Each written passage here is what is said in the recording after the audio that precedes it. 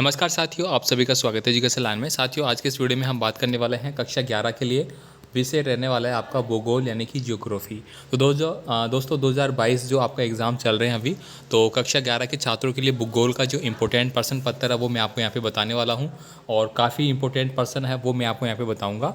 और 100% आपके एग्ज़ाम में यहाँ से प्रश्न ज़रूर मिलेंगे। आप जब एग्ज़ाम देंगे ये आपको खुद रियलाइज़ हो जाएगा। तो चलिए दोस्तों, मैं देर नहीं करते हुए फ़िलहाल आपके जितने भी पेपर में आने की संभावना है जिन प्रश्नों की, वो मैं आपको बता देता हूँ। तो एक बार आप इनको अच्छे से याद जरूर कर लें। फर्स्ट देखिए, दुग्ध मेखला क्या है, काफ़ी इंपॉर्टेंट है। ठीक है, इसको आपको याद करना है।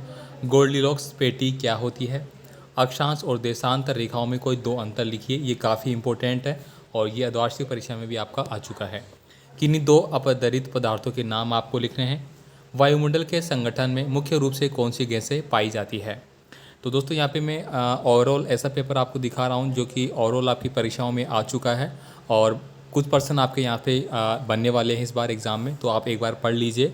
ठीक है, कुछ क्वेश्चन ऐसे भी हैं दोस्तों जो कि आपके जैसे कि सिलेबस में कटौती की गई है उसमें से भी हो सकते हैं, तो एक बार आप उनको हटा देते हैं। अगला देखिए यहाँ पे सूर्य तप किसे कहते हैं, सापेक्षित आर्द्रता किसे कहते हैं, इसका सूत्र आपको लिखना है। सप्त सिंधु भारत की कौन सी नदियों को कहा जाता है, नाम आपको यहाँ पे लिखना है। अब सप्त सिंधु आपको बताना है। ठीक है, हिमालय का महत्व क्या है बताना है। बंगाल की खाड़ी में गिरने वाली नदियों के नाम आपको बताने हैं। इसके बाद देखिए क्राइस्ट शिशु को परिभाषित करना है, ये क्या होता है। अंतर्राष्ट्रीय तिथि रेखा क्या है। तो दोस्तों आप सभी ने पढ़ा होगा कि अंतर्राष्ट्रीय तिथि रेखा है वो इस तरह से पृथ्वी है, ग्लोब है मान लीजिए, यहाँ पे ग्रीनविच रेखा का निर्धारण किया गया है जो कि तिथि रेखा के रूप में जानी जाती है। और भारत में ये कौन सी रेखा है दोस्तों, जो कि 82.5 डिग्री उत्तरी अक्षांश पर स्थित है, जो कि समय निर्धारित करती है। आगे देखिए यहाँ पे इंपॉर्टेंट प्रश्न है जो मैं हम बात करेंगे यहाँ पे। अंधी घाटी क्या है, पृथ्वी की आंतरिक संरचना के स्वेग्स का वर्गीकरण करके आपको लिखना है। इसके बाद देखिए यहाँ पे कास्ट मैदान किसे कहते हैं। उदाहरण 2 वेगनगर के अनुसार महाद्वीपीय विस्थापन सिद्धांत को आपको बताना है। भूकंप विज्ञान क्या है। ठीक है, भूकंप विज्ञान क्या है, उदागर की अवधि के आधार पर ज्वालामुखी के प्रकार आपको बताने हैं।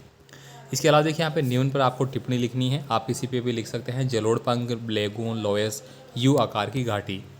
इसके बाद देखिए यहाँ पे हरित गृह प्रभाव क्या है, ये तो काफ़ी इंपॉर्टेंट प्रश्न हो गया, इसको आपको पढ़ना है।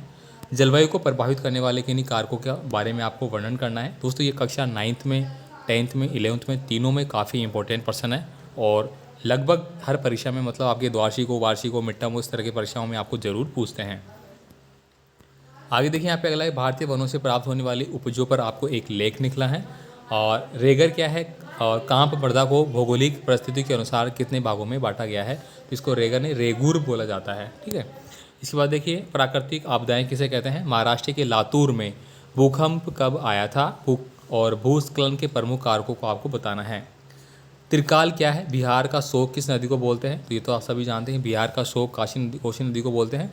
बाढ़ प्रभावित क्षेत्रों की समस्याओं को उनके समाधान पर प्रकाश डालना है।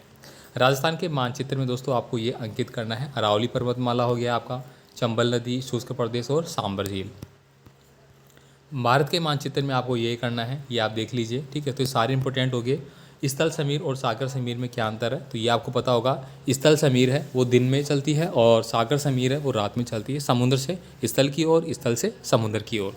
अब स्थल समीर मतलब समुद्र से स्थल की ओर, सागर समीर स्थल से समुद्र की ओर, उल्टा है ना। यहाँ पे देखिए चिनूक तथा फोन क्या है दोस्तों, ये एक गर्म हवाएं हैं। चिनूक स्विट्ज़रलैंड में पाई जाती है, जो कि जो आपकी अंगूर की खेती है उसके लिए होती है शायद। और फ़ोन भी शायद उधर ही पाई जाती है, उत्तरी अमेरिका के आसपास।